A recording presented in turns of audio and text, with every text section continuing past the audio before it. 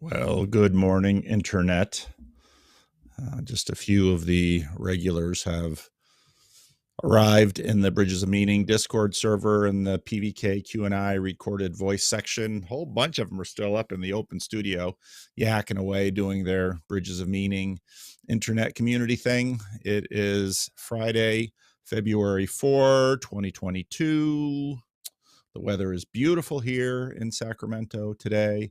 We've had quite a gorgeous January, which is kind of bad news for us because we really need the rain. We only get rain during a few months of the year, and we need that rain to last us all year long. So that's the story from Sacramento. As the people gather in the room, as they're doing now, I'll take the first question. Who's the bigger fanboy, you of Jordan B. Peterson or St. Luke of St. Paul? Definitely St. Luke of St. Paul. Way bigger fanboy.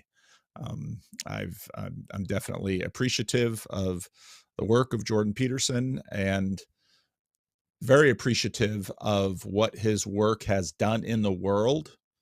I think he broke open an opportunity for the kinds of conversation and discovery and community that we are working here. And so I'm very appreciative of that. But I think St. Luke had held St. Paul even in higher esteem. So that's my answer to that one. Cassidy in with the second question. Hi, Paul. I've been thinking about community building as of late, having participated in the Bridges of Meaning and other online and in-person communities that have branched from it. I have deeply felt both the benefit as well as the negative limitations of online participation and relationship building, especially when it comes to finding and giving support. But of course, like most things, you have trade-offs with both modes of participation.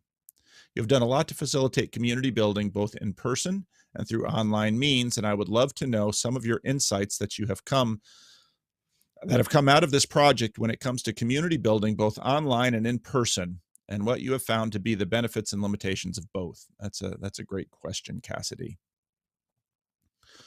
I haven't really made a video on this, but one of the things that I've been thinking about this morning, so I usually get up about 6 a.m. Between 5 and 6 usually I'll get up and I'll make sure that today's video posted. I'll do some sermon work. I like doing creative work early in the morning because I'm most fresh. And then after my wife heads off to work, then I'll usually do a little bit of kitchen work and make some breakfast and get dressed, et cetera, et cetera. And that's a time for me to sort of peruse some videos. One of the videos I was perusing is a conversation between three of my colleagues about the human sexuality report in the CRC and getting into all those kinds of issues. And it triggered something that your question also triggers in me, Cassidy, is that there is a telos of community, relationship, and partnership. We sometimes meet people and we think, wow, under different circumstances, I could be great friends with them, or even under circumstances, they would be an amazing partner, or I wish they had been my father, or wow, must be wonderful to have such a son or a daughter. You have these intuitions and intimations when we bump into each other as human beings. Now, sometimes, and this is very true, I think, of single people who are dating, sometimes you meet someone and they grab your attention for some reason, but the more you get to know them, the more you get a little bit more disappointed. And this is true of online as well. Sometimes people will, including me, you'll find a channel and this channel's like, oh, this channel's exactly what I'm looking for. And then upon further investigation, you realize, oh, it's not exactly what I'm looking for. And I think all of that has to do with a telos, with a destination, with a goal. One of the things that so again, for most of my life, I've been a pastor of a small church. I've had pretty normal relational circles. least normal for a pastor. Pastors have slightly altered relational circles, but not terribly different from, let's say, university professors or small town politicians. The more things scale in terms of numbers of people, the stranger things get. I mentioned, so yesterday I was doing a radio thing for at the Christian radio station here in town, which has absolutely nothing to do with this channel or anything I do here, except then I started talking a lot about estuary with them because I think that's a good avenue in terms of my relationship with the church. But then I got back to my car or I got back to my office in particular, and I always know if a bigger account, usually especially a real big account or a controversial account, has retweeted or mentioned me or something like that, because I open up Twitter and it's different. There are more trolls. There's less sense of participation and community and camaraderie. There's more distraction. There's more anger. A bunch of things like that. And usually, especially, I've in a smallish account like mine, and it's true of the YouTube channel too. I know 20,000 is not a very big YouTube channel as compared to millions and millions of views. It's not tiny, but it's not big. So scale is really important in this. But I often notice that, if I'll meet somebody, maybe they came into a meetup or maybe they popped into the Discord. I there's a sense of I would love to pursue these relationships to their telos, but I understand that this world can't facilitate that. What do I mean by that? We live in the age of decay. By virtue of time and limitation, I'll never know most of you as well as you deserve. There will always be more of you that I will never appreciate or perhaps not like, because I'll just simply never get around to it. So Jacob was in church for 2 Sundays, Jacob here from the server, and the second Sunday we went out to lunch together, and he didn't let Rick come, so too bad for Rick.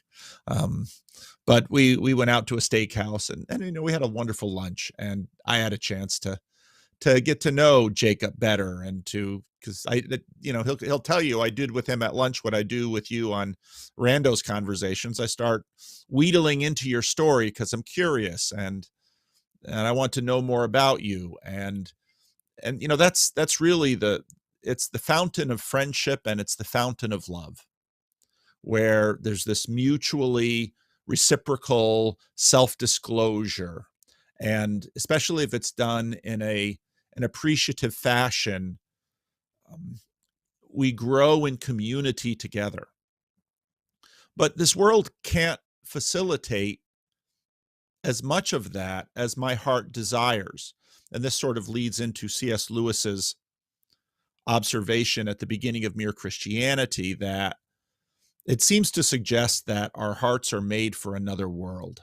And that language isn't terribly precise, because I don't mean that in any way in sort of a Gnostic way. The understanding is that even this world is made for another world, and that all of this is in anticipation of a community that I think is in some ways expressed by that great hymn, Amazing Grace. When we've been there 10,000 years, bright shining as the sun, we've no less days to sing God's praise than when we first begun. And part of that singing God's praise is joining into community one to another and discovering in each other, and in the process of that discovering, actually creating the riches of the potential that God has placed in each of us as image bearers of him. So that's community.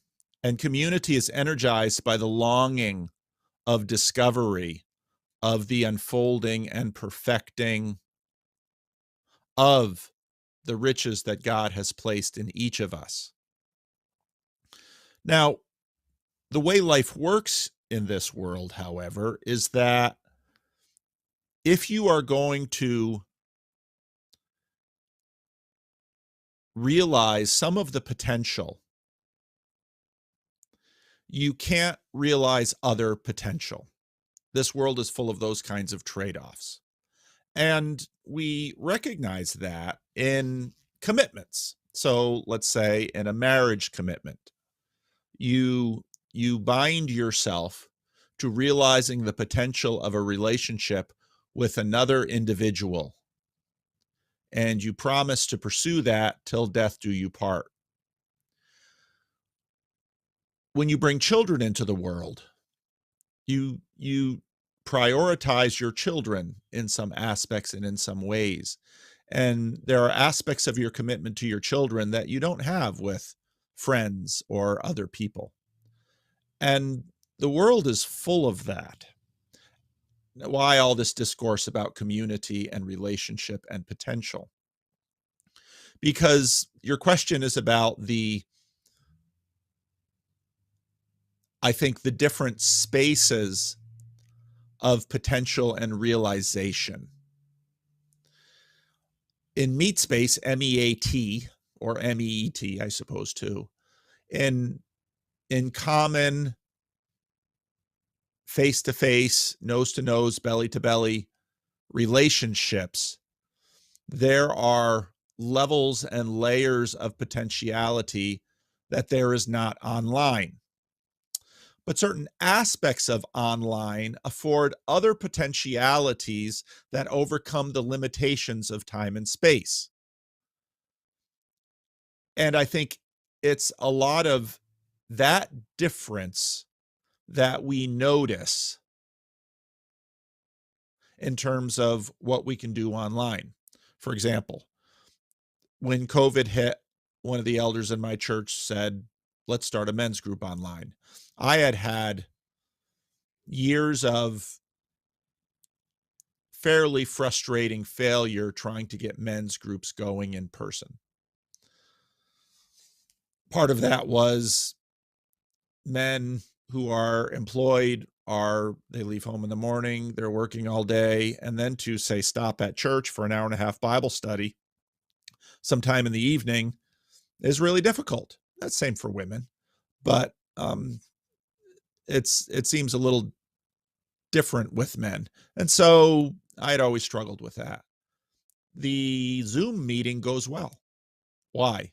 Because all you have to do is maybe go to another room, turn on the computer, and you eliminate the 15 to 30 minutes of travel time both ways, getting to and getting back from church. Also, specialized community online seems to go quite well. Part of what time-space compression technology, like printing, letter writing, the internet does, is create sub-communities around different things that you might not have any access to in real life. For example, if there's no printing press and there's no books and there's no internet, you'll never know Plato or Socrates. You will maybe learn about Jesus Christ mouth to mouth, but no book written, et cetera, et cetera, et cetera, et cetera. What that means is that your time and space limitations extend into the upper register of your life. Part of what the internet facilitates is a whole lot of upper register type community along interesting people and ideas and interests that you would never find or be able to develop local community around by virtue of all kinds of constraints. And so that's a benefit of online community. But there are distortions in online community that are difficult for us to see. Some of the limitations are even more difficult for us to see. On CRC Voices, we were having a conversation where one of the members on CRC Voices asked about people's experiences of churches going from one worship service to two worship services. In the 80s and 90s, there was sort of a little mini bump in church attendance, at least especially in evangelical and conservative church attendance. I think a lot of people at that point were getting tired of the main line and hopping over to evangelical churches. And so the seeker movement was going and churches were growing. And what would often happen is if you were filling up your worship space, the most reasonable way to address that kind of rapid growth is going from one services to two services. There was also at the time sort of a worship war going on in a lot of conservative churches, traditional worship versus, let's say, contemporary worship, the organ versus the guitar and the vocalist.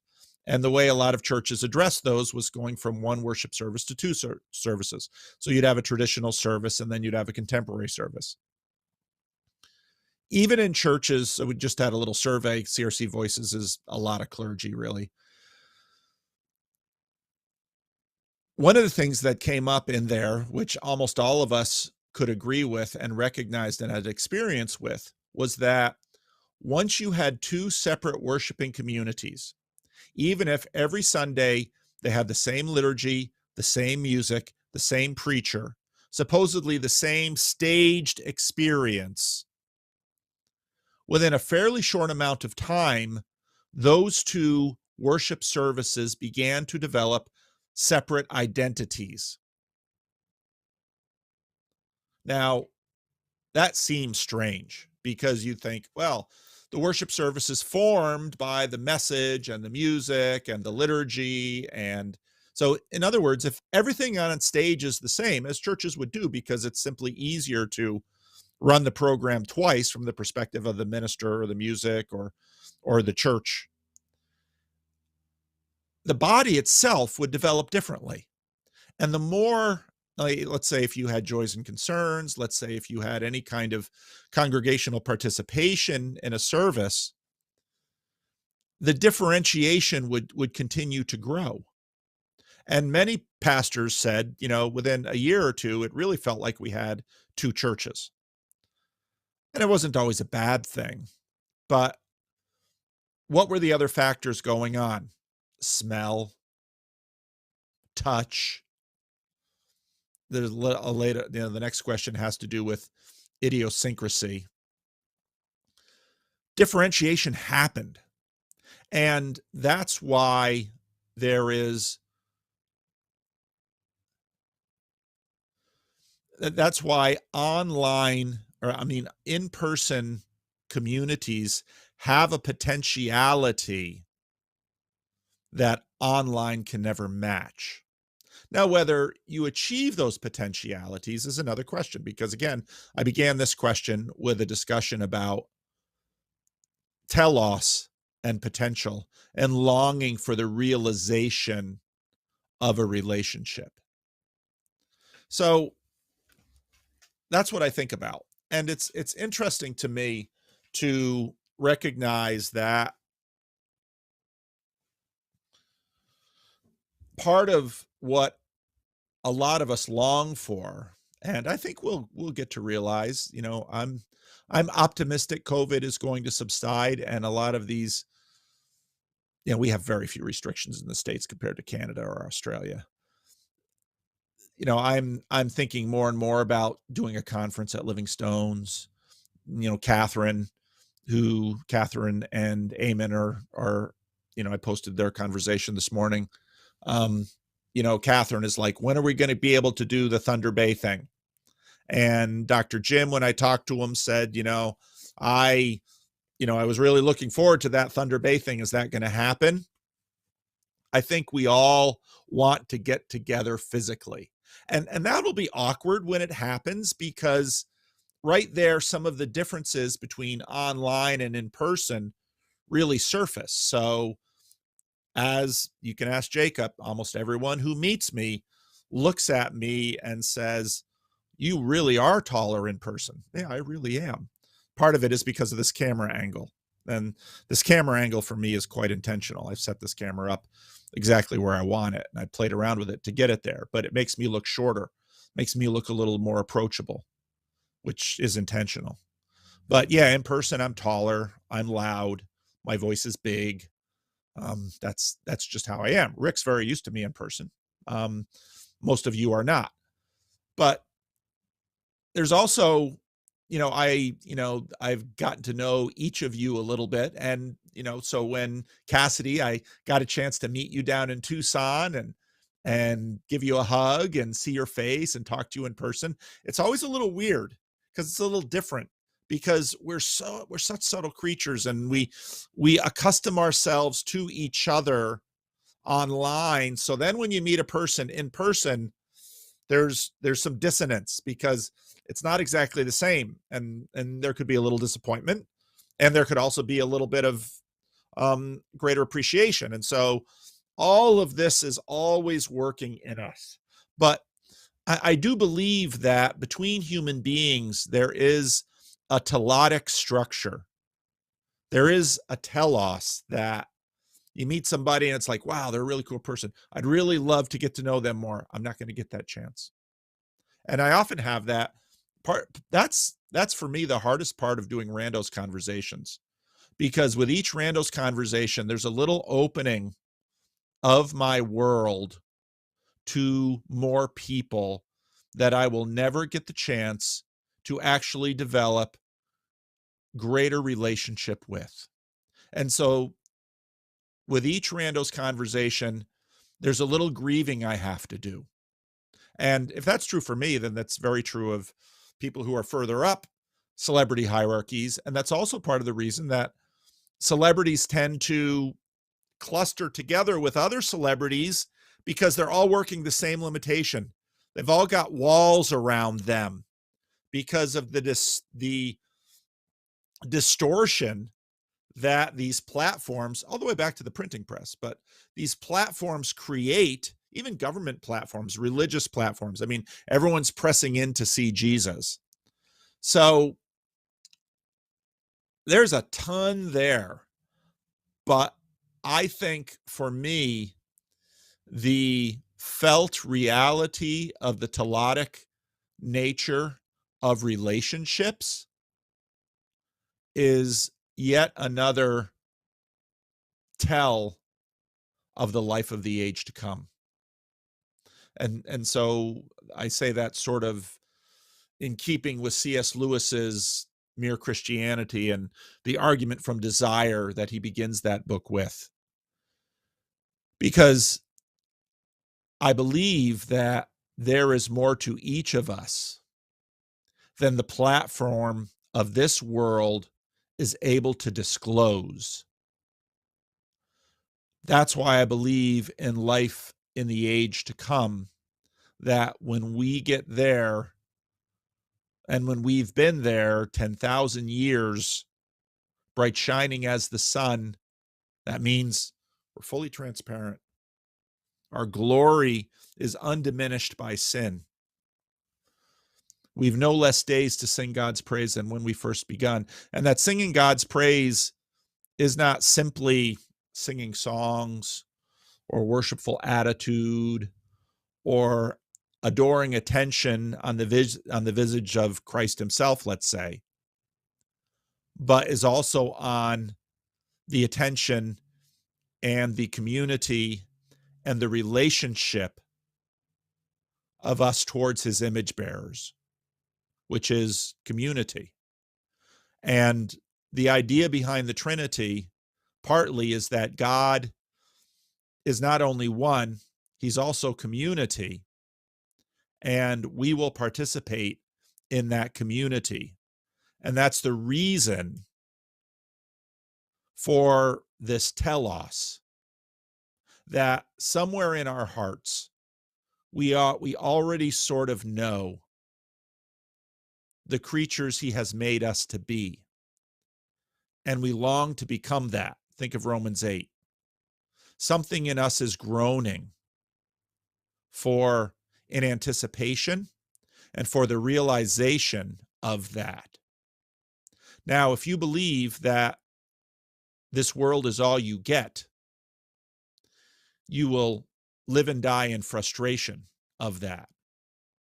But if you believe that not only did Christ rise, but we will be raised with him, you actually have hope of that participation and that community, and that the little twinges of longing that you experience when you meet a new person and you think, wow, that's a really fascinating person.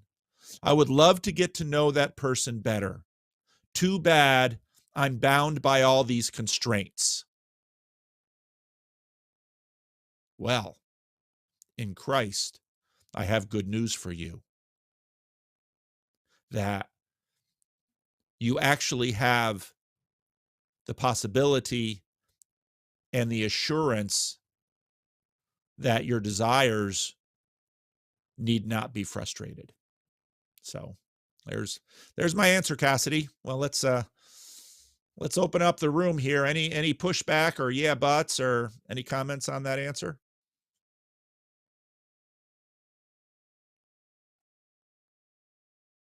No, I mean, it's a lot of good stuff, Paul. And I think a lot of the things you said have been similar in my thought about them. I mean, for me, I think the biggest part is realizing the potential that online communities have to grow people in stretching themselves and doing it in a space that doesn't feel like it has as much to lose. Yet, if you leave that participation in that world, you lose everything because you distort your own reality and you make a online artificial world become more real than the one that you're in. And so there's this real balance of how do you find the way to do both. And there's certain people who advocate for opting out of the online world because of the negative effects that it has, which I can see the argument, yet I don't think it solves the issue in some ways. I mean, I think part of the age of decay is there are many issues we do not resolve in this age because they can't be resolved in this world. And the fact that we can see issues that can't be resolved in this world, I think is an indication that to me, it's the sister of the ontological argument for the existence of God. How can we so reliably imagine a better world when we've never known such a thing?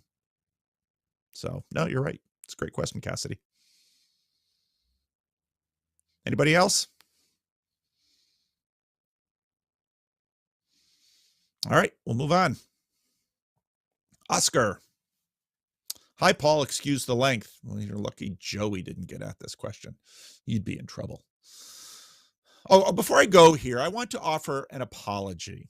And I want to apologize to 3 people because I actually woke up this morning and felt bad when I thought about this. I want to apologize to Mark Lefebvre, and I want to apologize to Iron Root, our own Manuel, and I want to apologize to oh gosh, why can't I? What? I hate when you have a mental block like this. Anyway, we'll just keep it to 2 because it's the 2 that I was thinking of, and the third I thought of a little bit later. I in the live stream that we had this week, and I was teasing Mark because I was apologizing for not watching enough of his videos, and then Manuel came in and the comment, and I was asking myself, what's Mark was like, Mark and I are definitely not the same, and you're not. You're very different people.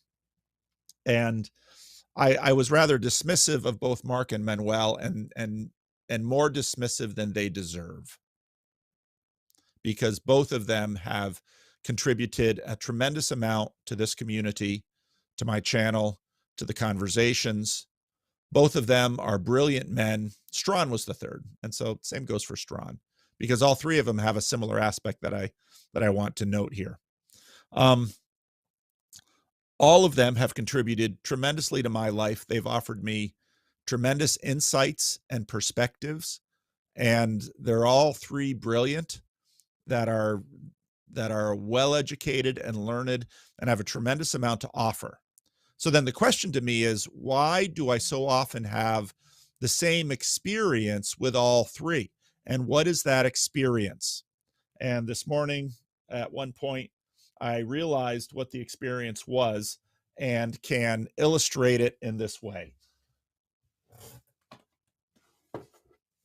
So here's a commentary to the Gospel of Luke. Figure out which way to hold it. So, commentary to the Gospel of Luke. It's a big book. Now, imagine if someone gave you a piece of chewing gum that was this size. Now, Vervaeke's got in some ways the same thing, because when you listen to 50 hours of Awakening from the Meaning Crisis, it's a big bite. And so often I feel that from Mark and Manuel and from Strawn isn't on this often, but he'll often send me these emails, and these emails are just like, it's like giving me a piece of chewing gum this big and asking me to chew on it. And it's like, if I'm going to begin to work on a piece of chewing gum this big, the memers can have at it with that one. And so it's sometimes, so I was actually rereading some of Manuel's comments and some of Mark's comments as I was thinking about this after I woke up this morning, because I was thinking about this when I was in bed. You guys have to figure out how to get it smaller, because when you get a stick of gum, it's about this big, or maybe it's long and narrow and thin, and you can put it in your mouth because it's smaller than my mouth, and it's like trying to get the book in my mouth from what you guys so often have to offer. So I wanted to say that because I didn't want them to get the impression that I was ungrateful for their attention, which I very much do not take for granted, that I was unappreciative of their brilliance, because all of them are very small guys. And when I actually figure out how to take a little something off of what they're saying and get it in my mouth and chew it, I almost always come away and say, wow, that's really helpful. That's a terrific insight. But so often the insights are this size and I can't quite get it in.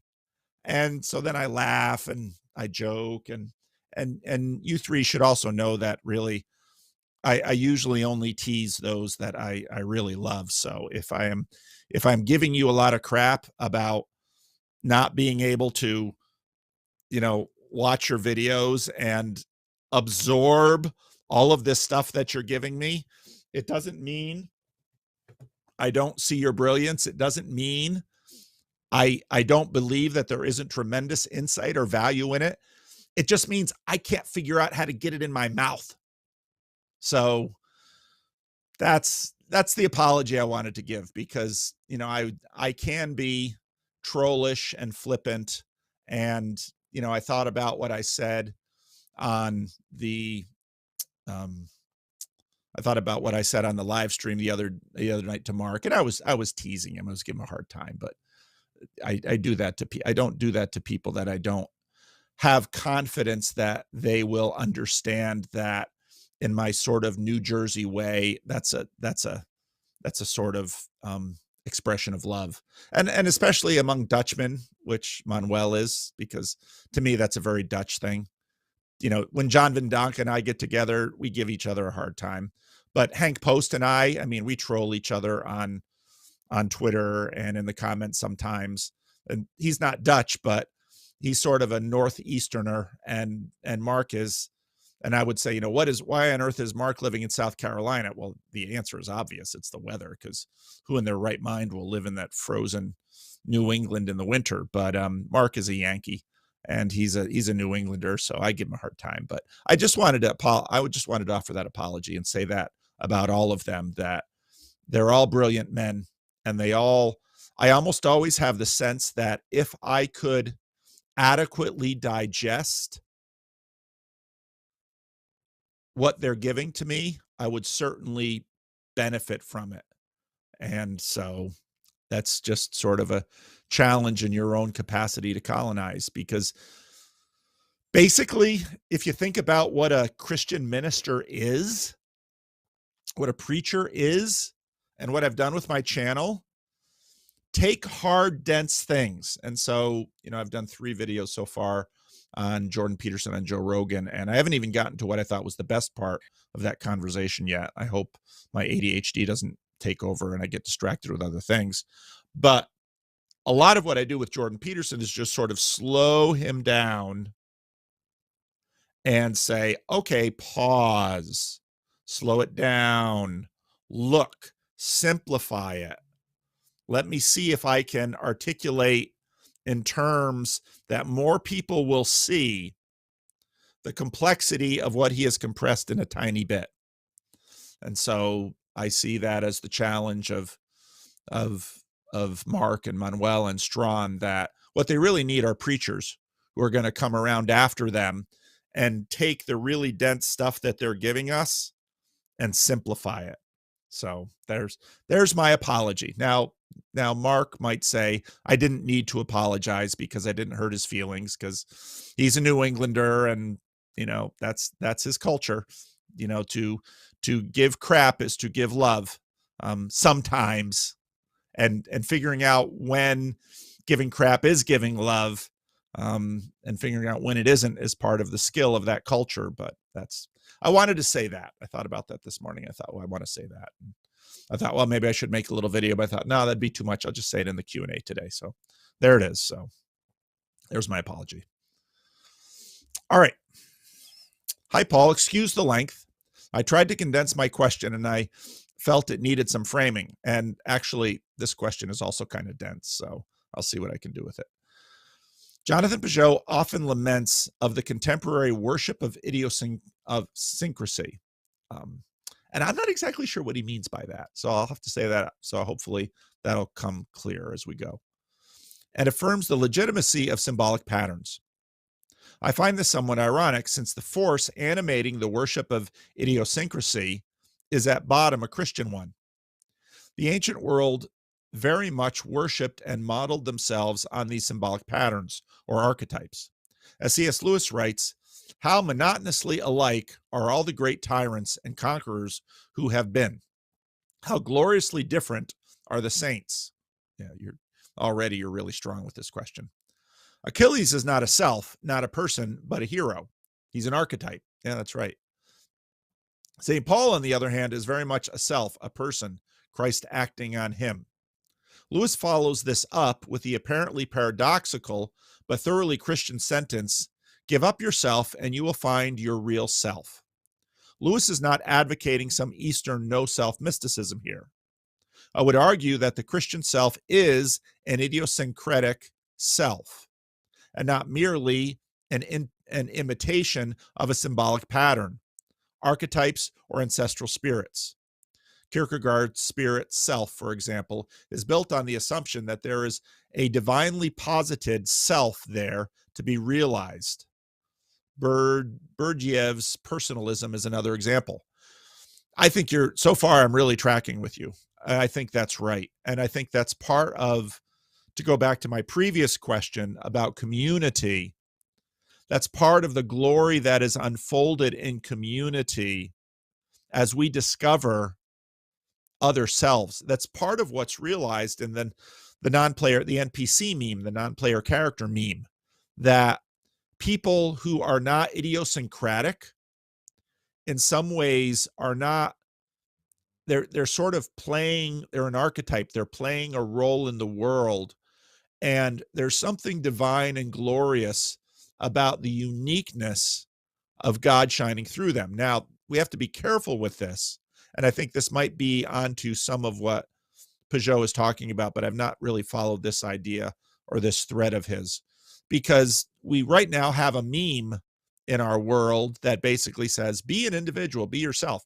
But then all of these selves are exactly acting the same. And when someone actually does show some uniqueness and creativity, they show something different. Now, Chris Pacow just put out a new song based on one of my rough drafts, which really surprised me. They don't get much attention. But he has this great little video clip of this dude just dancing crazy on this field. And then another person does. And I mentioned to him in the email when he sent this, I said, you have to find a way to sort of reference.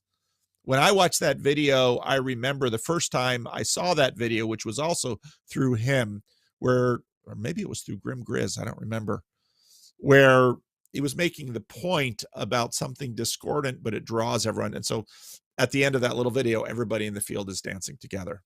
So no, I think you're onto something with this question. So let's keep going. Wouldn't a symbolically or archetypally patterned identity be a reversion to paganism or Old Testament Judaism?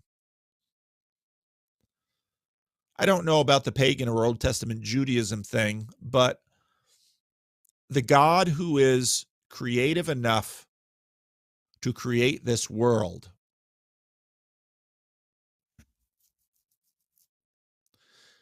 is going to be expressed through creativity. Now, was it in the Rogan conversation? Peterson made the conversation. It was in the Rogan conversation. Peterson made the comment that not everyone is creative, and that's true.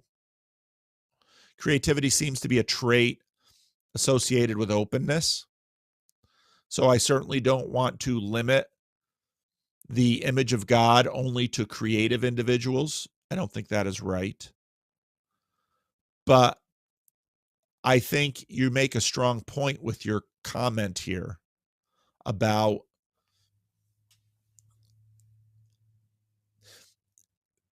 if there is, I mentioned the Song of Iluvatar and the Silmarillion on a video this week.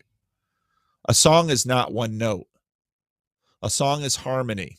And I think it's also a tell, and again, Peterson dealt with this with Rogan, that music is both pattern and variation. And to get it right between pattern and variation, too much variation and you don't have pattern. Too much pattern and you have monotony. It's both. Now, how that maps onto what Peugeot was talking about with idiosyncrasy, I don't know. But the way, part of what's really cool, and I dealt with this in the video I released Thursday, and I never feel after I make a video that I really said things as well as I could. But part of the process of getting there is making the video and talking about that. And thank you all of you who come along for the ride with this. But at the heart of a progressive telodic impulse is, Peterson calls it chaos and order. We could call it theme and variation. It's this established and novel tension that we see. So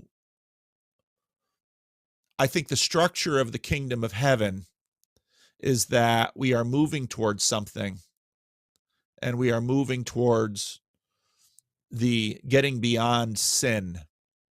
And I think that's perhaps, it's always this mystery of will sin corrupt the age to come? And I think what Luther tried to get at is that we'll sort of be beyond it then.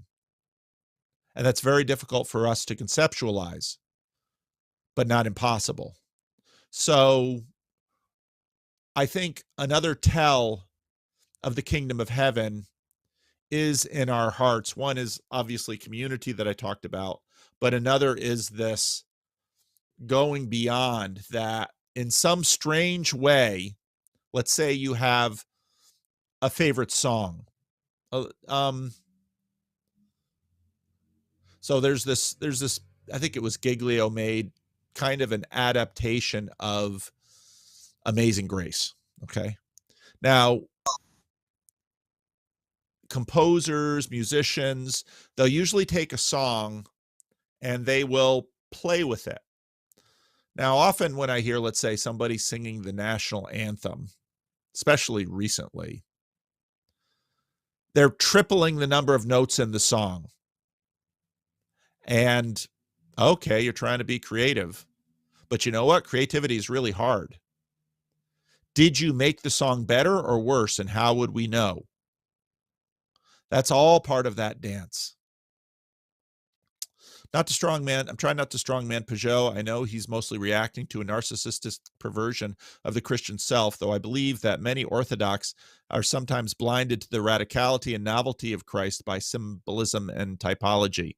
The same can be said of Jungians. That's a very interesting question. So, yeah, I think I've answered your question. That I think, and this is built into Tolkien's Song of Iluvatar as well. That Melkor creates a discordant theme, but Iluvatar is able to colonize the discord and turn it into glory.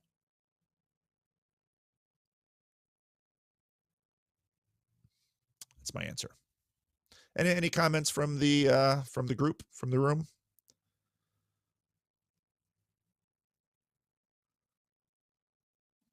All right, we keep going. Matthias, hi, Paul. Thanks for your time. In your recent conversation with BJ Campbell, I think if I get time to make a video for Monday, then the BJ Campbell conversation will come out Saturday or Sunday, probably Saturday, along with the rough draft. I'll release the rough draft if I get one done, which I intend to, at 6 a.m. California time. And then I would probably release the BJ Campbell conversation at 10 a.m. California time. That's kind of a pattern I've been playing with. If I don't create another video today, then I'll release the BJ Campbell conversation on Monday morning at 6 a.m. But I made a couple teasers. That was a great conversation. And Campbell and I talked about doing it again in a few months after this one settles. But Campbell, one of the things that he said and that I can understand is that he is in some ways more able to freely talk about some ideas with religious people. And this, I think, is part of why modernity is ending, because it began to feel like liberation. But as we fill it up, as it were, it's increasingly felt like constraint. It's a snake's skin that has to be shed. It's an exoskeleton that has to be molted. So, and I think more and more people like BJ Campbell are bumping into that, even though he'll say, I don't go to church much. I'm not a religious person, but he's beginning to recognize that the constraints of modernity are limiting our exploration of truth. I'll say it that way. In your recent conversation with BJ Campbell, you talked about how churches should provide a space for conversation like those on the Joe Rogan podcast, and that churches should provide internet version and a real life version. I don't know if I said all that. I'm glad this church is doing that. I would love more churches to do it. I'm afraid of I'm afraid of what some churches would put out if they tried. So I know my people. So basically the model you already have with your channel and your church. Well, yeah, I try to do what I think should be done. I think that's pretty much what we all think about. How can we, through your example and the learnings we have in Estuary, we strange creatures who are now slowly creeping from the margins towards the center of the churches, how can we reach out to church leaders and together shape the future of the church? How can we even start to show them the things like Estuary pattern without starting a 5-hour dialogos? So I was helping someone in the neighborhood with something, and I met a neighbor of this friend of mine who runs the Christian radio station here in Sacramento.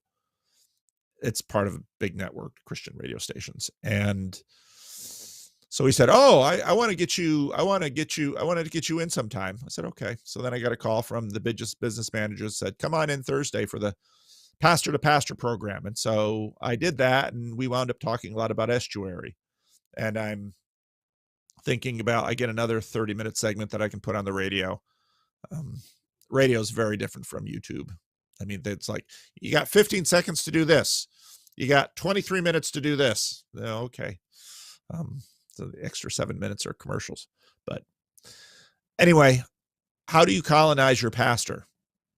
Well, I think I have it easy in that I am the pastor. So I'm already colonized by me. But I think you can talk to John Van Donk about that, because I think what he's been doing at Crosspoint Church in Chino, Ontario, what he's been pursuing is sort of a model. And John's done the careful work of cultivating influence and support within his congregation for actually trying to integrate an estuary concept into the life of the church. Now, that they remain to keep estuary sort of on the side. And actually, the pastor that I spoke with on the radio, that radio message will come out in a few weeks. And once it comes out, I'll figure out how to let it be known here through the channel. He's a pastor of a church up in the suburbs here in Sacramento. He very quickly grabbed on to what I was talking about. And he's had zero opportunity to understand anything of this. I mentioned Jordan Peterson to him, and he kind of looked at me and said, "Yeah, I was talking to someone who mentioned him." So that's how far away he is from this corner of the internet. Because, if he hasn't even heard of Jordan Peterson, well, that's the way that is. But I think I think, number one, a lot of pastors intuitively understand the reality that pastoral care is more listening than talking, and it's more cultivation than trying to shoehorn people quickly into a destination. Many pastors know this. Not all. Many pastors know this. And if given the opportunity, will pursue it. And if there's a reasonable chance that some of this could be embodied in a group that they wouldn't necessarily have to dedicate 10 or 15 hours a week to, sounds possible. So, but take it slow. Almost people don't have enough confidence in the truth. So if you've got something good going, I know you're excited about it. I know you want everybody else to participate, yada, yada, yada. There are reasons why they won't and they can't and they don't want to right now. Don't worry too much about those things. Let things grow slowly, naturally. And I think if they do grow slowly and naturally, they will be much more anti-fragile. They'll be much more durable. And that's something that I've seen in ministry for a very long time. And that's part of the reason that I don't worry about our size in terms of this little corner of the internet. I don't worry about the speed of change. What kinds of things take over everything all at once? Wildfires, cancers, floods. No. Let's grow at the pace of human relationship. Because if you grow that way, you actually become strong and pliable and real. So, let your pastors know what you're doing. If possible, if the church is amenable, let the church have space. See if the church will give you space. Make sure that people can come when they want to. and just be truthful and real and honest. And if you're doing good work, it'll be seen as good work in time, hopefully. So, hi, Paul. In your last rough draft for Sunday, you talked about the passage in Scripture. Jesus talks with a Samaritan woman. It mentions in the gospel that many of the Samaritans from that town believed in him because of the woman's testimony. Maybe a trick question, but in case it kicks off a stream of thoughts from your side, I love the contrast of the stories centered in Jericho of the blind beggar Bartimaeus and of the rich tax collector Zacchaeus. I don't believe Jericho gets as much of a mention after these two guys. Could you indulge in some fan fiction in terms of what impact their story may have had in that city?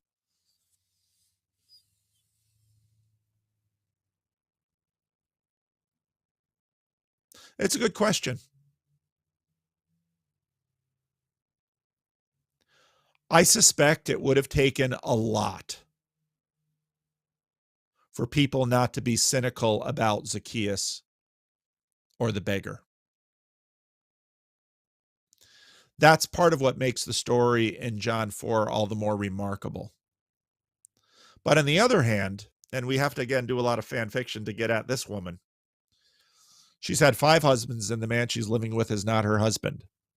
She's been shut out of the shadow matriarchy. Everyone in town knows her. If there is a change in her heart, that'll probably spread pretty quickly.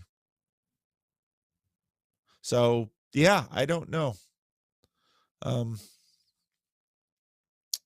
Nothing comes to mind. Sorry. It's just the way it is sometimes. Runaway. Can I be a faithful Christian and have multiple girlfriends? Can you be a wise man and have multiple girlfriends?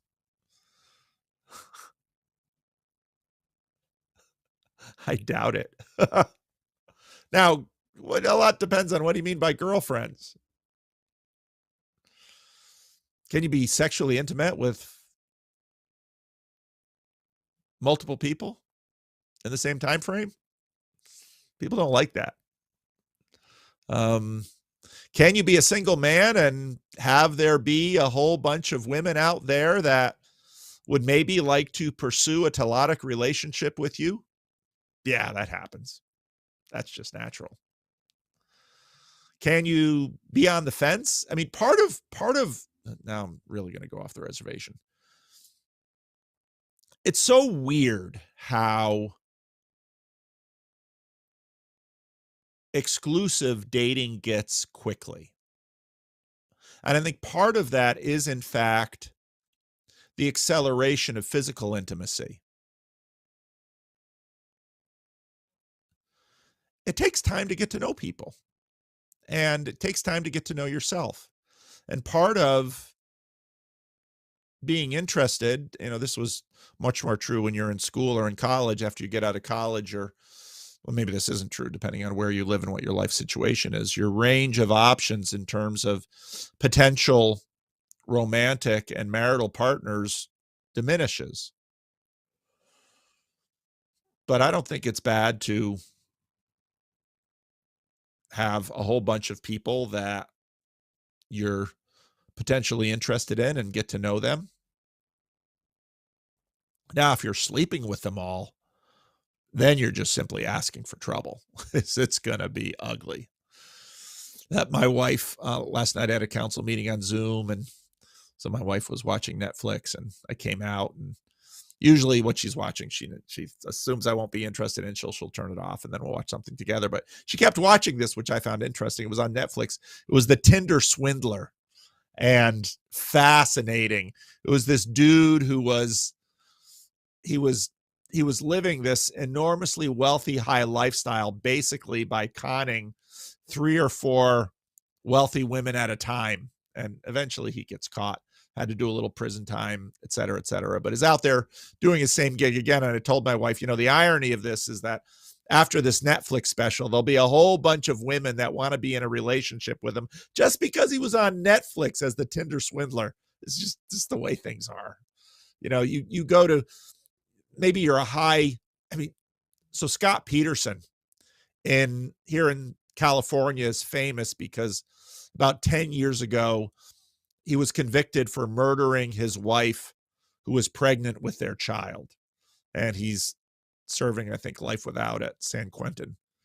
But you got to know, with all the publicity, once he got into prison, I'm sure he just got flooded with letters from women who wanted to be in relationship with him.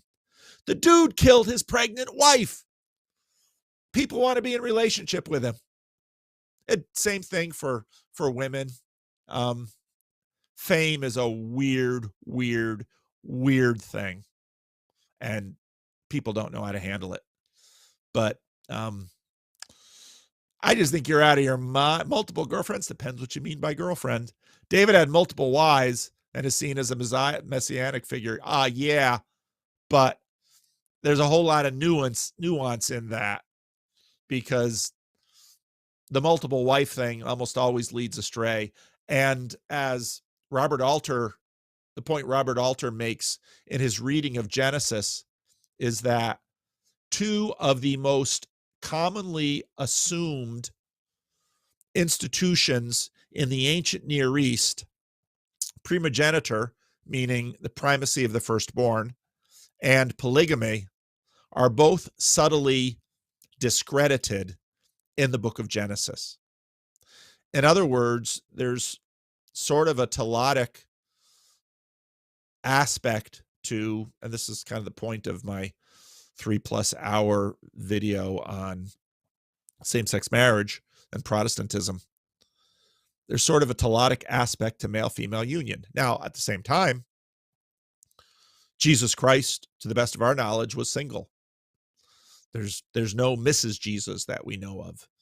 The Apostle Paul, to the best of our knowledge, was single. So to have Christianity in some ways founded by two solteros, that's the Spanish word for single guys, two bachelors, is an interesting thing. So there's all those tensions. And so, yeah, I'd say if you're a single guy and you want to get married and you're looking around and there are a variety of women that you're interested in, yeah, by all means, develop relationships with those women. But be careful, because you get past a certain line. That's why it's crazy about those shows like The Bachelor and The Bachelorette. Those producers know exactly what they're setting up. Get everyone in a house, and you're all focused on, we're here for what's the current Bachelor's name? I forget. We're here for Steve. Yeah, right. It's chaos. Chad the Alcoholic. Greetings, Paul. I appreciate you. I appreciate you too, Chad. It's been lovely getting to know you in the way that we have. And, I'm sure one of these days we will meet in person, and it'll be lovely getting to know you in person as well. Sometime back, you mentioned in your initial reaction to what happened on 9/11, how do you best deal with resentment, fear, or anger? How best do you express your grievances? When is it appropriate to turn your back on someone? Boy, those are all hard and important questions.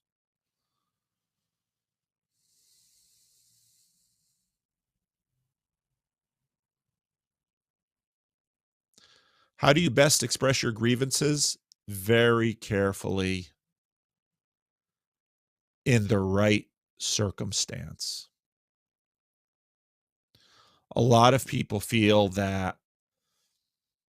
their anger justifies airing of grievances whenever anger dictates. You will destroy a lot doing that. Grievances are very difficult things to handle. When is it appropriate to turn your back on someone? If you go all the way back to my first comments about community, you can't possibly have a relationship with everyone in this world. So, selection of who with whom to have a relationship and who to not have a relationship with is legitimate. Now, it gets dicey when there's unfinished business. That's when it gets to grievances and resentment especially. Fear and anger will come to you. There'll be things that you feel, and you there's not a lot you can say or do about them. You have to figure out what to do with yourself when they come up and what to do with them when they come up. Resentment is sort of second order. Resentment is allowing something space in your head rent free. Resentment is very dangerous. Resentment is something you have to watch out for. And if you don't properly handle fear and anger, resentment naturally comes. One of the most profound things I think Peterson said after his sojourn in the wilderness over the last few years was, and this is something that I really respected when he said it. He worked really hard not to get bitter. Now, there are plenty of rants out there from Jordan that against bloody postmodernists or neo-Marxists or whatever that sound rather angry. And hey, he's a human being. Is there a place for that? Sometimes. But bitterness, resentment, watch out for, because they will destroy you. Fear and anger, those will come. So there are many practices in terms of the Christian life. Pour out all this stuff to God in prayer, because express your anger to God, express your fear to God, express your resentment to God, express your bitterness, confess your bitterness and resentment. Now, again, community is really important in this, because if you have resentment or a grievance against someone, probably best to talk to a third person, a wise third person. Get good counsel, because you probably won't be able to process this well directly, immediately with the person with whom you've got resentment or grievances. And then with the wise counsel of that third person, hopefully maybe find a way to address those. For many people, the people that they resent, they may no longer be living. They may be their parents or grandparents or someone in their past. So then, there's a lot of work to do in terms of processing that. And some of this stuff is because of trauma. So it might be, and, again, find a good counselor who can help work through the trauma, because there's something technical about trauma.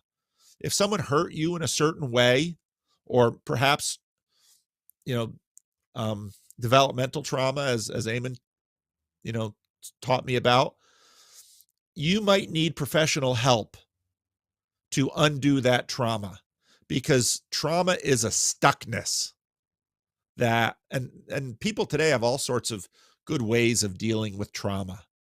So you might need some professional help in terms of dealing with the trauma, because it will probably be difficult to deal with the resentment and the grievance if the trauma still has you trapped.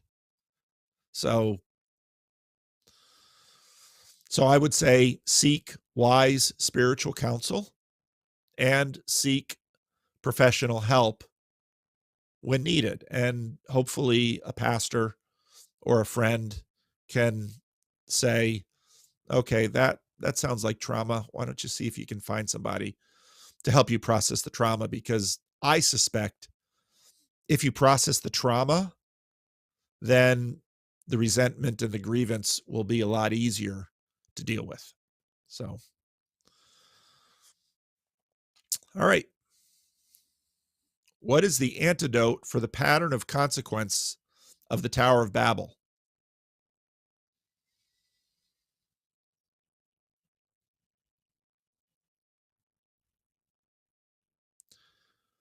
Well, depends what you mean by the pattern of the Tower of Babel. Is it hubris of being independent from God? The pattern of consequence of the Tower of Babel, if that is the case, the hubris of being independent from God is naturally division. Because built into that story is the revelation that unity can only happen under God. Because if you don't have God, you yourself become your God, or you take something else, an aspect of you or another person or something else in this world, and make it your God. And once that happens, you will never have unity, because there will always be something rivaling the other gods or the idols. So, given who God is, and that God is overall, God is the only thing that can be worshiped where you'll get everything else too. If you worship romantic love, you'll be at odds with everything that isn't romantic love. If you worship family, you'll be at odds with everything that isn't family. You can only worship God. The only thing you can worship and still have everything is God. Now, if you try to make yourself God, then you'll be at odds with everything that is not yourself, which is practically everything.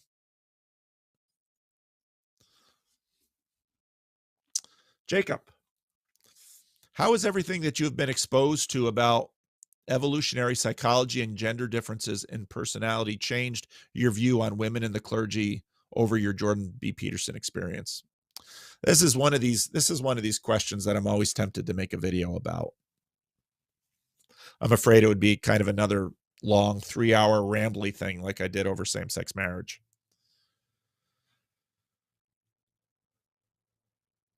Which is one of my favorite videos of yours. Well, thank you. So you might get another one of these years. And people rightly sometimes listen to me and wonder, well, Paul, how can you still be in favor of women in church office in the CRC, yada, yada, yada. And, oh, here's Rick. Oh, thank you, Vixen Dixon, our queen. Queen of the firsties. Queen of the firsties. That it is so much fun. So like I said, I usually get up between 5 and 6, and then the video releases at 6, and it's always fun to see who got there first. And I do not know how she does it. I do not know. I mean, I wonder sometimes. I know exactly when that thing's. I think even if I would post it myself at a random time, she would beat me. I don't know how she does it. Whoever her ISP is, all you folks in the UK, that's the one you should have, because she's got the best one. I don't know if she's sharing a node with Google or what, but it's incredible. Anyway, your question is a good one, because I have what all of this learning that I've done over the last 4 years has certainly elevated the resolution with which I see these issues. And what that means is that probably my rather simplistic liberationist embrace of women in office is weakened.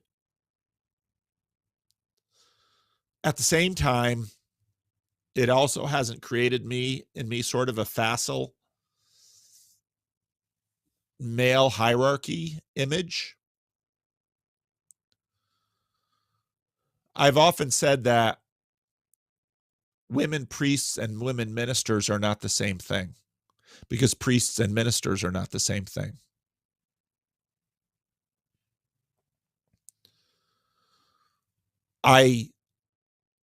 It's clear that women have gifts for preaching and teaching and leadership. I've seen way too much not to appreciate the gifts of women used in the church. And I remain convinced, based on the story of Paul and Lydia and Philippi, that women were leaders of some of those very early churches. And at some point there was a transition.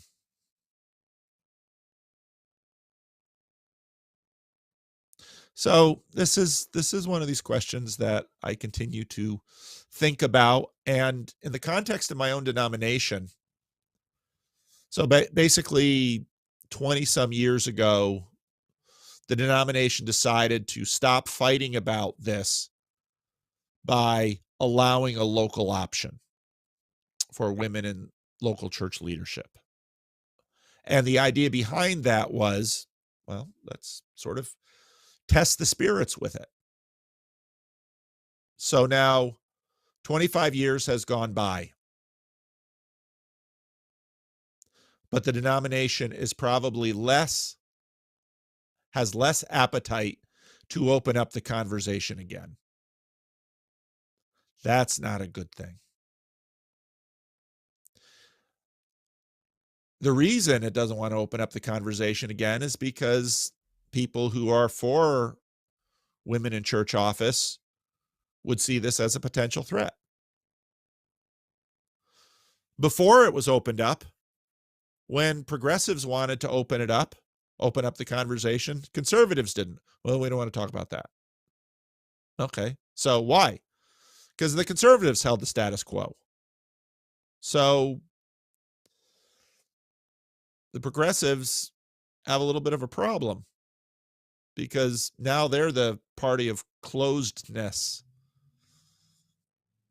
And there's something antithetical to creative progressives and closedness.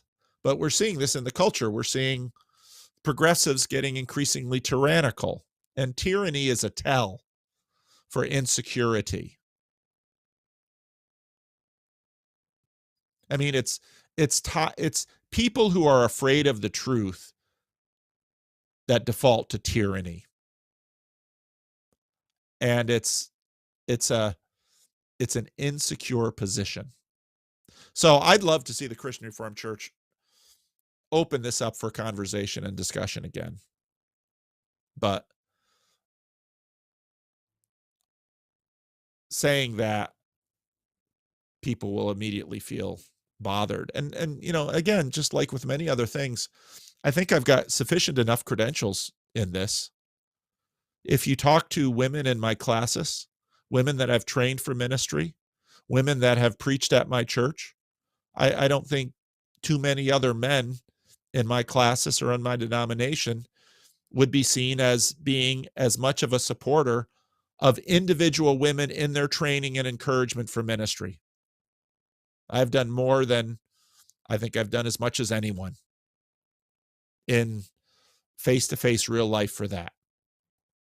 At the same time, I listen to conservatives that basically say, they're not framing it this way, but this is the way I frame it. So we've tried this for 25 years. And at the end of 25 years, what Synod wanted to do, or at least some of the people ordering Synod, the program of Synod wanted to do, was have a celebration. It's like, wait a minute. I celebrated. I'm, many of those women clergy are my colleagues and friends.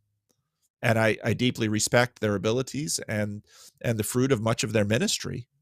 Don't get me wrong. That's what I see. At the same time, maybe after 25 years, we should talk about it some more. Because what we've learned is that both sides are unhappy.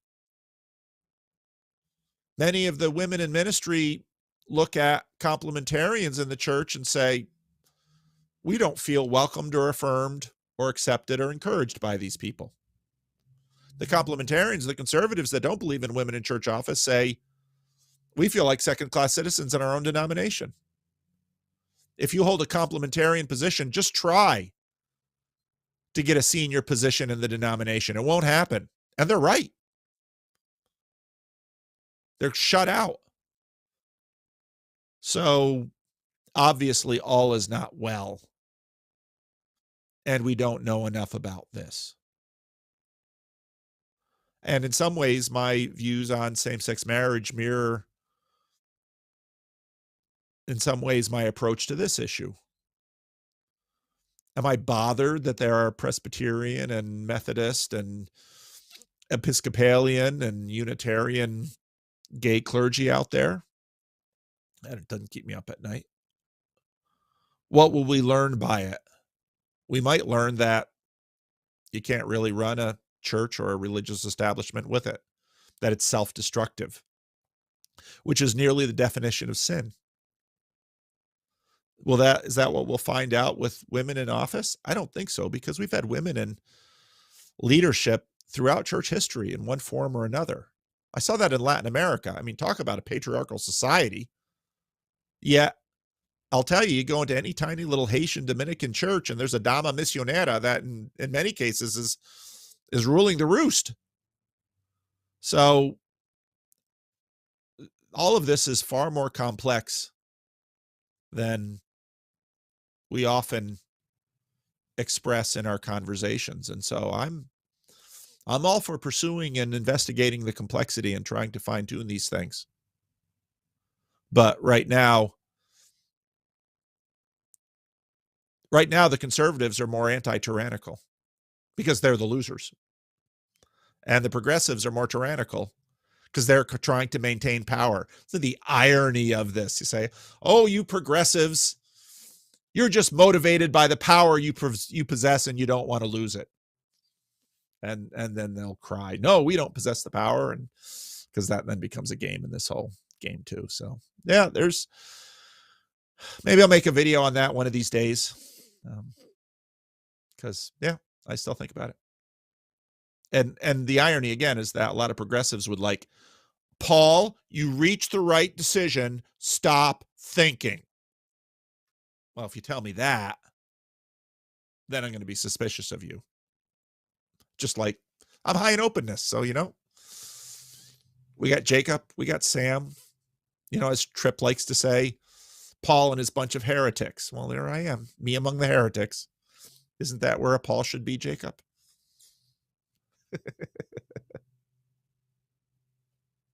I don't know. Any comments from any of you on that? Can you hear me? Yep. So this is also kind of tied into the polygamy circumcision question, along with sorry, I'm at work, if that noise is loud. But with the women in leadership, I just noticed Christians very much cherry pick. They always say Jesus fulfilled the law, so you can eat pork, you can get tattoos and piercings and all this. But then when it comes to circumcision, no, well, at least in America, they're like, no, we should still do that. No polygamy, obviously. Women are good. It's just, we seem to kind of cherry pick what laws Jesus fulfilled, Something I've noticed. Which laws Jesus fulfilled? I mean, it's saying Jesus fulfilled the law and saying Jesus fulfilled this list of laws. Those are two different things. They're not unrelated, but your pushback is correct.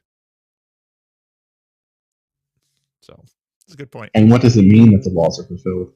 Right. And because fulfillment,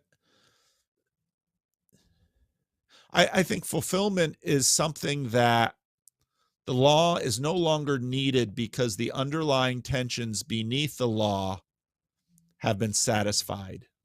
It's sort of like the presence of my Mazda fulfills my need for a horse. Now,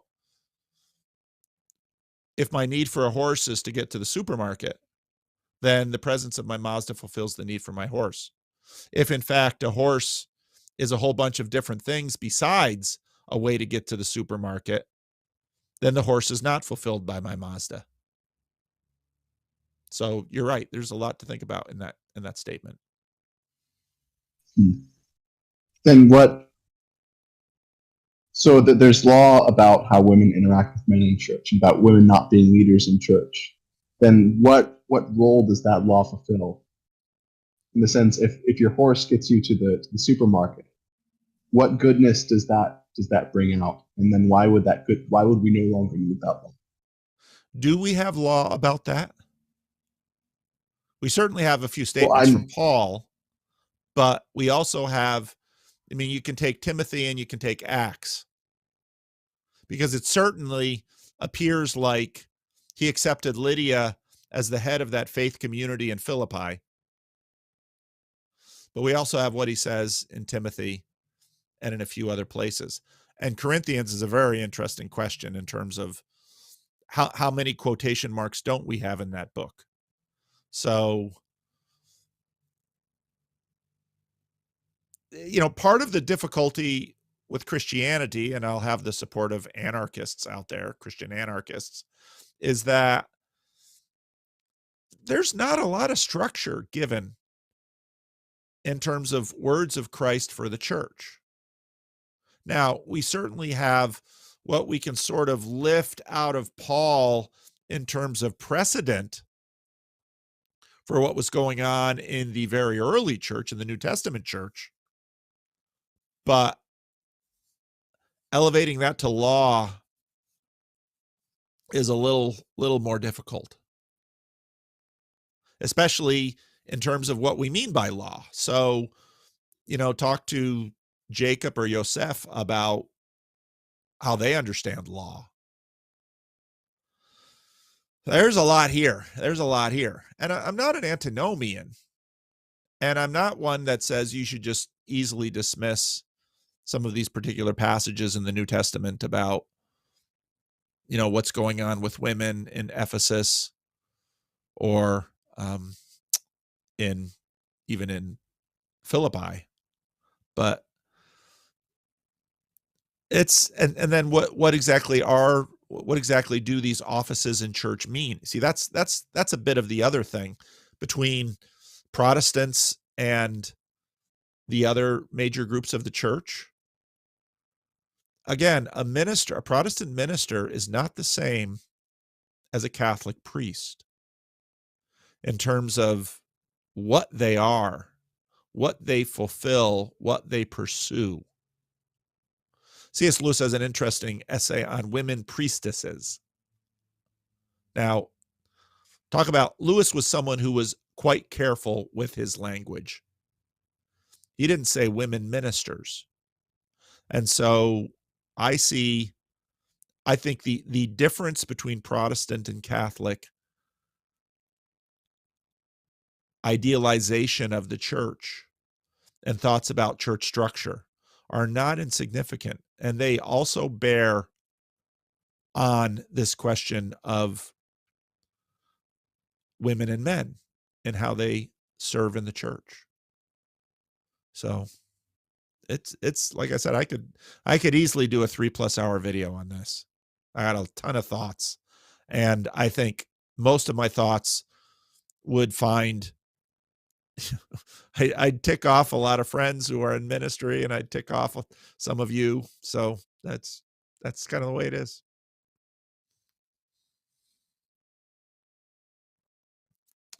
Havel, Paul, you once mentioned that Peugeot will be a better carver after the resurrection. Does that mean, say that after the resurrection, our skills we've grown in life increase? Yes. Your labor here is not in vain. What does that mean? That means that what you do in the next age is built on what you do in this age. Why would Christ waste what he's built in this age in terms of the age to come? So, yeah, Peugeot will be a better carver in the age to come. I'll be a better YouTuber if we have YouTube. Who knows? Say if I were to lift X amount of weight, which should post-resurrection be Y amount of weight. Where does this come from theologically? It comes from Paul's statement that we do not labor in vain. Okay, so that's sort of the seed. I was thinking about this actually yesterday a little bit too, not this in particular, but something about our capacity to imagine or predict life in the age to come. Most of the references in the New Testament about life in the age to come are more evocative than prescriptive. What do I mean? We know almost nothing. We have streets paved of gold. We have a heavenly city. All of that is just, it's just extremely symbolic.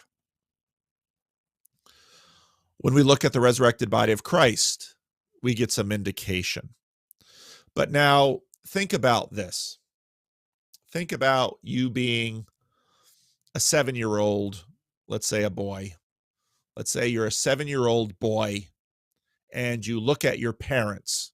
And maybe when you're a 7-year-old boy, all the girls on the playground have cooties. You're sort of fascinated by the girls, but you're also sort of annoyed by the girls. I remember when we got this little sex ed talk. I don't remember what grade it was, maybe 6th grade. Got this little sex ed talk in Christian school. And our embarrassed Christian school teachers were so oblique about what they were trying to communicate to us. All of us innocent little boys in Christian school had no idea what they were talking about. And then one of the kids in the car, because we had it was our little string quartet, 2 violins, a viola, and a cello. One of the kids, none of us having grown up on a farm, one of the kids in the car basically said, "Hey, look." And one of the other kids said, "My parents didn't do that." The kid's sitting there. Yeah, your parents did. But to a child who has not in any way been abused, to a child, that world of an adult, simply beyond their comprehension. I don't think it's difficult for us to imagine that difference is true 10 or 100-fold when it comes to life in the age to come. So inside of me, in one way, there are a few things that can inspire and energize and soothe and comfort me more than reflecting on life in the age to come. There are also some aspects of that cause me doubt, because as a pastor, I look at the condition of people's souls when they step off this world. And I can easily think, I can understand why the ideas about purgatory developed in the Christian church. I totally get that. I also understand why the reformers said, it isn't in Scripture, so we're not going to teach it. Good. Okay. I get that. But when I look at somebody that I know that was full of immaturity, even as an old person, full of immaturity, no self-control, seemingly unable to really handle satisfying relationships or maintain stable relationships, and then they die, a Christian, and I think, what on earth is God going to do with them? It's just going to snap them into, maybe? How? I have no idea. Peter Kreeft has this wonderful section on, sex in heaven. And he begins it by saying, the reason I don't like to think about sex in heaven is because it makes me think about more sex right here, right now. And maybe not the sex that would be, that a Christian should think in those ways. There's just tons of questions. Marriage, they asked Jesus, what about, a woman, her husband dies and she marries a brother and he dies, and on and on and on and on and on and on. Who is she married to in heaven? No, it will be like the angels. Oh, as if we know what that means. So, but I do believe that there's clearly relationship between our existence in the age to come and our existence now. And I think the reason we can see that is in the resurrected Christ. But that doesn't resolve a lot for us. And so the answer is basically we're going to have to trust that God knows what he's doing. How much of what you and I know can an unborn child, a preborn child, know of this world? What does a preborn child know of this world? Hear mom's voice, hear dad's voice. You're living upside down. There's all this rubbery stuff around you. It's always warm. And then you get sucked out of this, hopefully if you're coming out the right way, and then they stop at your throat and you can barely see, and then they pull you out all the way, and then they smack your bottom. Welcome to the world. How much does a preborn baby know about the life that you and I live right now? I would imagine that there are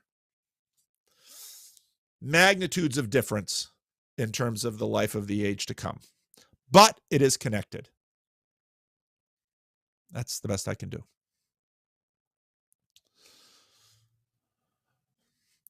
Hi, Paul. I recently moved to Montreal, going to an Acts 29 church. With the recent restrictions, the church has decided to meet as a support group instead of as a religious group. Canada, what are you doing? I just saw on Twitter that in BC, they're giving fentanyl to homeless addicts. It's like the state is doing this? I don't know. You Canadians, what on earth are you guys doing? Are you kidding, dude? I know. Can you imagine giving fentanyl to homeless addicts? That's what they're asking for. Oh, the state, the government. It's insane. Anyway, yeah, I know it's insane. A support group instead of a religious group. This allows us to meet with the vaccination passports. We've had to forego communion and the formal liturgy we take part of. Well, you're going to be an underground church now.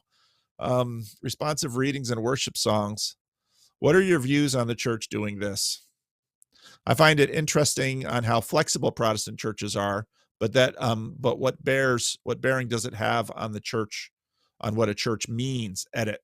To clarify, vax passports are required for religious gatherings and not for support groups as per the current rules. So here in California, some churches,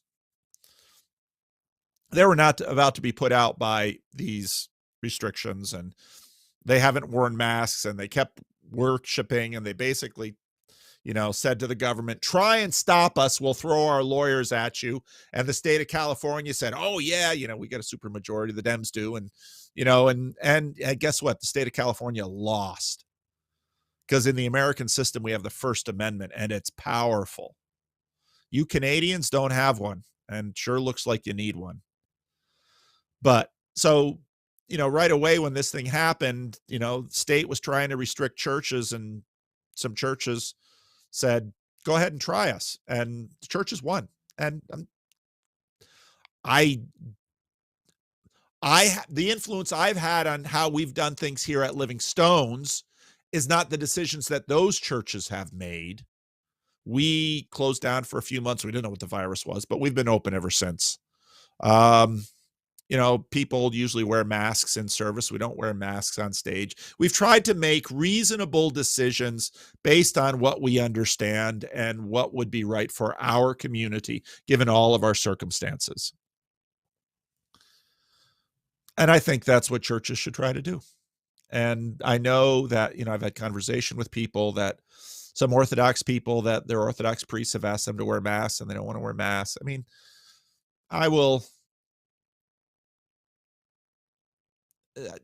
people are going to, so, when Omicron hit, we talked about, what should we do here? And basically at this point, people can kind of self-select what they want to do. And so some of those individuals that felt more nervous stayed home for a few weeks, and now they're coming back. So we're restarting our adult Sunday school this week, because the people that usually are in adult Sunday school came to church last week. And I asked them, if we restart Sunday school, will you come to Sunday school? They said yes. So, okay, We're going to do Sunday school this week. Good. So we're just, so in New England last week, they had a major snowstorm, and my mother's church, Pleasant Street in Whitensville, closed down for the week.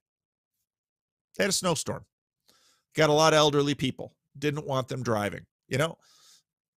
Park Street, my brother-in-law's church in Boston, stayed open.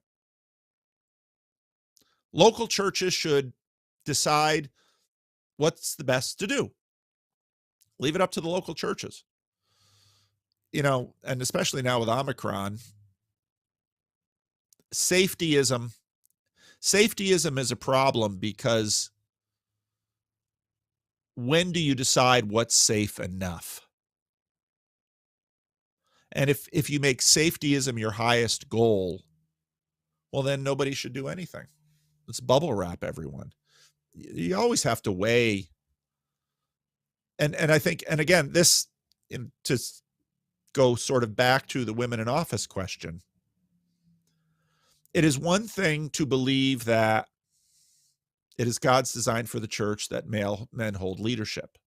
It is another thing to ban women from leadership. So you have to work through those angles. So yeah, gosh, Canada, I don't know what's going on with you guys, but it sure sounds like a mess. And what do I know? I'm living on the other side of the border. Okay. What do you think of the end goal of the re-enchantment movement will be? Is this little corner part of the re-enchantment movement? I think what is happening is that modernity is receding. Just like B.J. Campbell noted, we're increasingly finding more freedom in religious structures.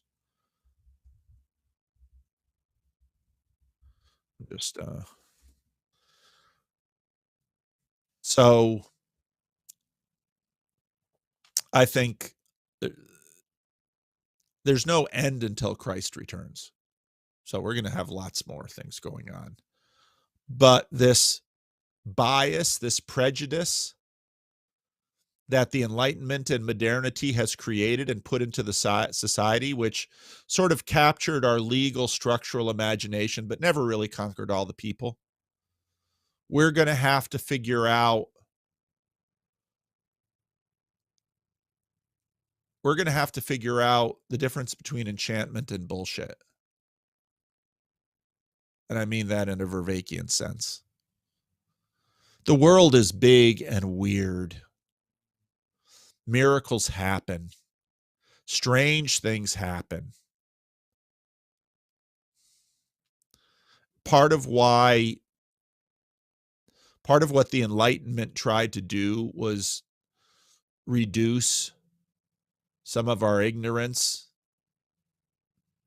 but we almost always overreach. So we're just going to keep working on those questions.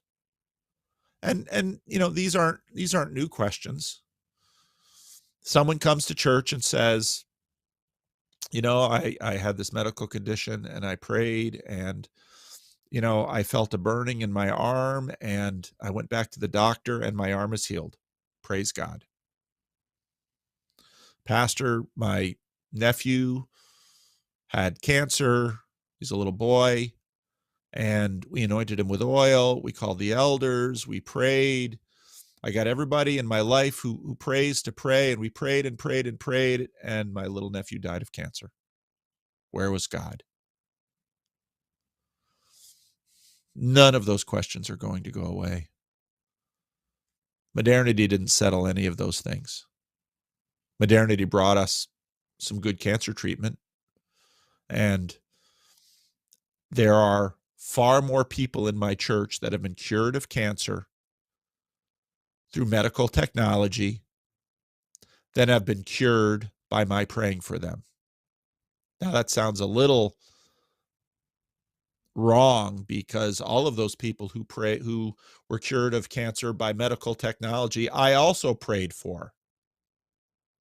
So in some ways we have to stop the dualisms. But living with both the miracles and the lack of miracles. That's where a lot of the hard stuff is. What do you think about Islam and Christianity teaming up against liberal extremism and global and cultural globalism? Well, politics is sort of the art of creating pragmatic coalitions. And so we'll continue to see those kinds of things develop.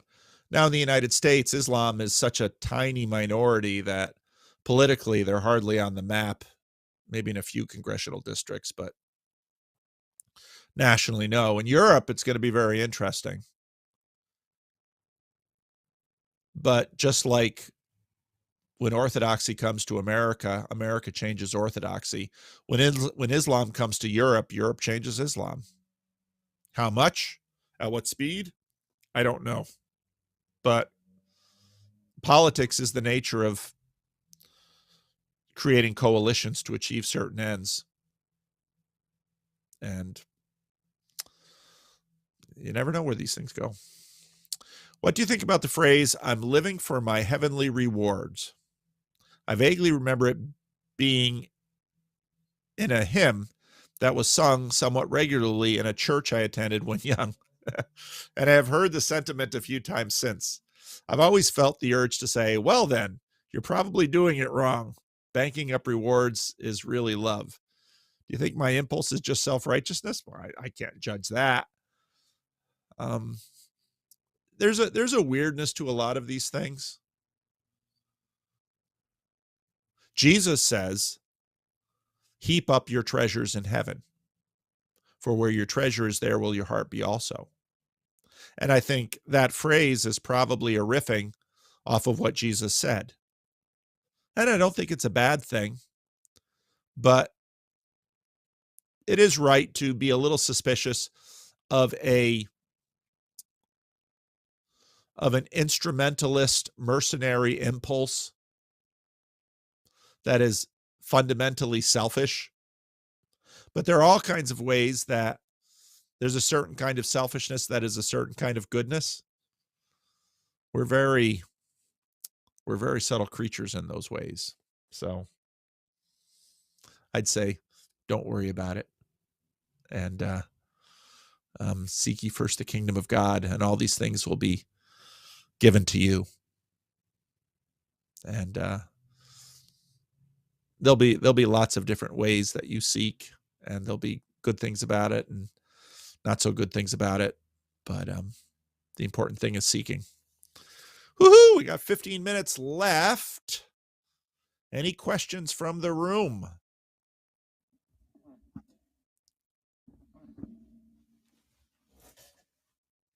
So I have a comment. I want to say thank you for the apology. It's not that I'm upset. You're right. Dutch people have thick skin.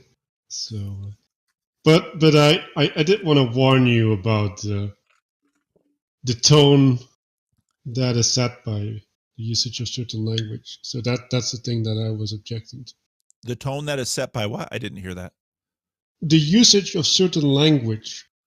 Okay. Right. Because I was pointing out like there's, well, in circling you have this idea, right? Like you got to own your feelings, right? So you don't project the feeling that you get on what's giving you the feeling. It's yours, and it's your interpretation of the world. And when we start putting our feelings upon external things, right? Like then we start objectifying them and dehumanizing them, and that's the spirit I'm really against. Okay. Thank you. It's a funny, well, especially in light of your comment right there. So who is Manuel to me? So, I remember early on in our Discord here, he was always in one of the chat rooms. It's like 24/7 you could find him in a chat room. There's Iron Root hanging out down there. And then for a while, you're over in Awakening from the Meaning Crisis land and Discord land. And, you're back here quite a bit. And, you show up on a bunch of the channels around here, and you've got that great window to your side. And, I mean, there's a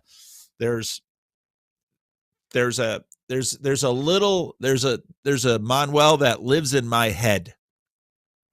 And I project that onto you. It's sort of like what I talked about in some of the recent videos, that in some ways you are a memory that I have. And in some ways, when I talk to you, I project that memory onto you. And there's a lot that is low resolution and wrong about that memory, but I need that memory. I need that avatar of you, basically, because that's how the divide gets breached between who you are out there and the avatar in my mind, so that I can say words to you. And I completely assume that I'm exactly the same for you, that PVK sits in this crazy corner, and now he's got Kermit and Joe Rogan here. And so there's, the projection and all of these things just keep, it's tremendously complex what we're doing here. And the fact that we do it so innocently is, part of our folly, but also lets us do it at all. But I don't know.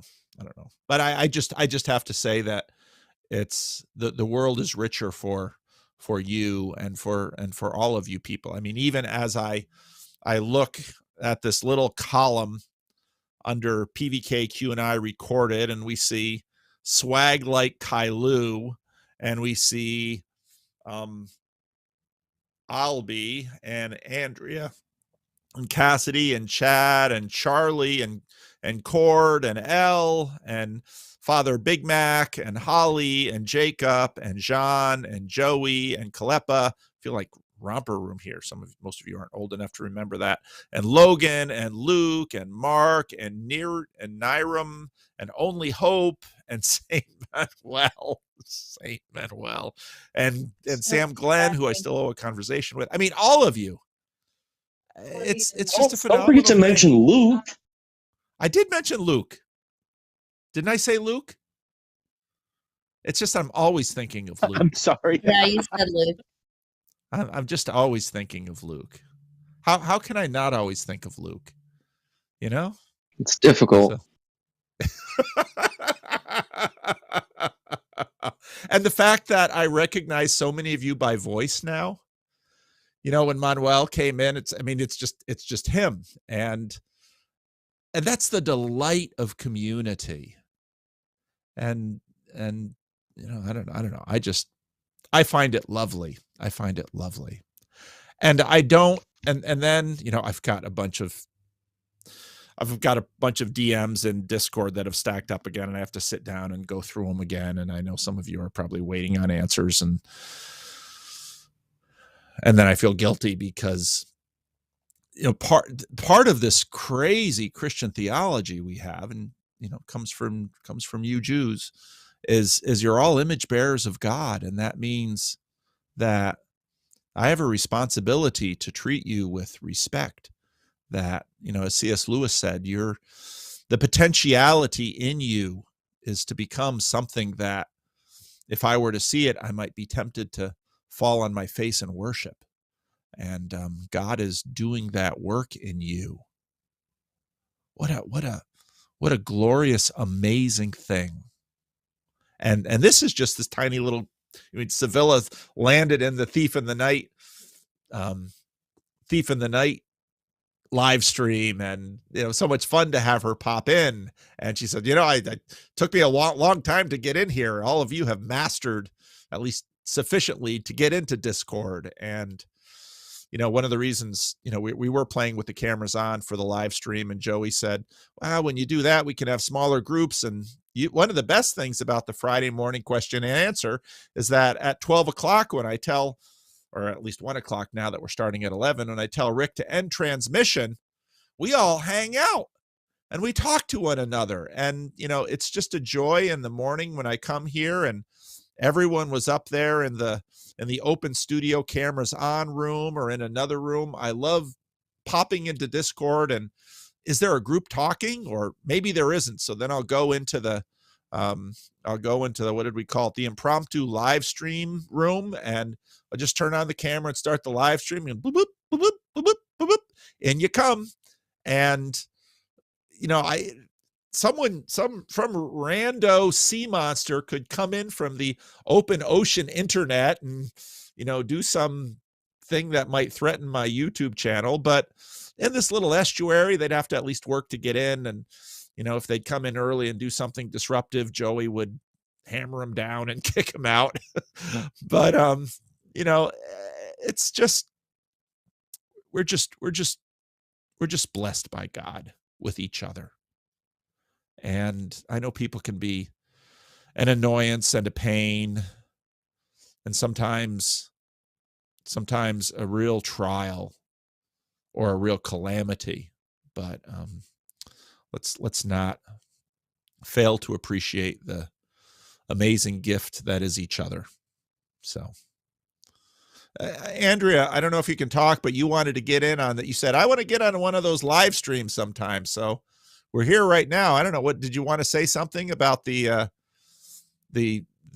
bachelor, the bitches of meaning, bachelorette idea? Oh, can you hear me? Yes. Hi. No, honestly, I was just like, there needs to be some feminine energy inserted into this discussion. And then Symbolic came and it was better. It's true. It's not bad. It wasn't bad before. I liked, I was chatting. I had recorded a talk with Mark a couple hours ago here, and I watched it because he brought up a couple of things that he said in there. So I was like, okay, I'll watch that whole live stream through. And like the one thing I remembered about it was what Sibylla said. And she said like 3 things. And that's what stuck out to me. Anyway, so maybe just from my like perspective of the feminine perspective. But I don't necessarily have any comments necessarily. But it would be fun to eventually join someday.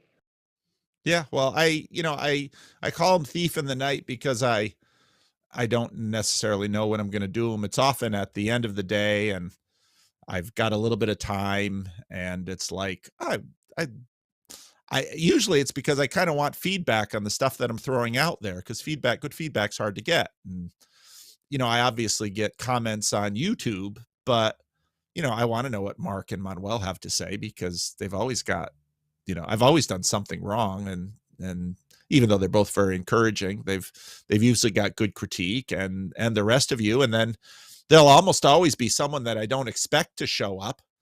And so it's just lovely just popping in and seeing who comes in, and especially when someone who isn't in there here usually pops in. And yeah, we need more women on the Discord server.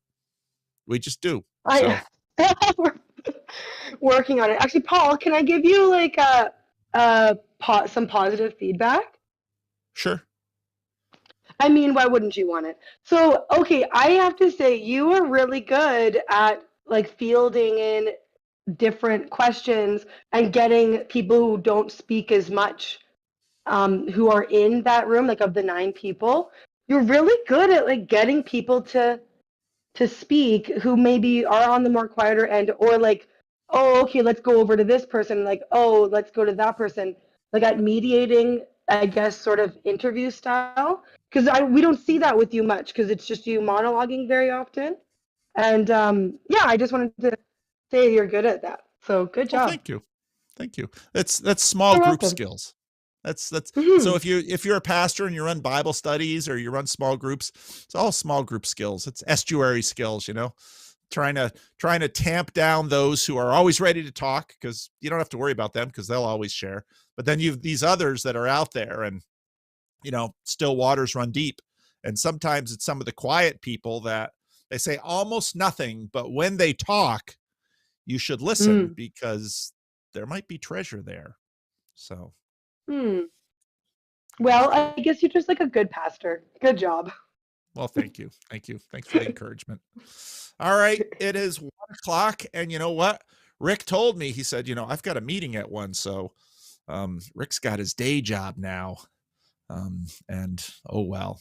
So thank you all for joining us today. And I really do appreciate your time and attention, and especially coming onto the Discord server and being a part of this community and sharing yourself, because the truth is that so much of what you have to share is yourself and what God has done in your life. And this is part of what makes this world so worthwhile. So thank you all. All right, Rick, you can end transmission.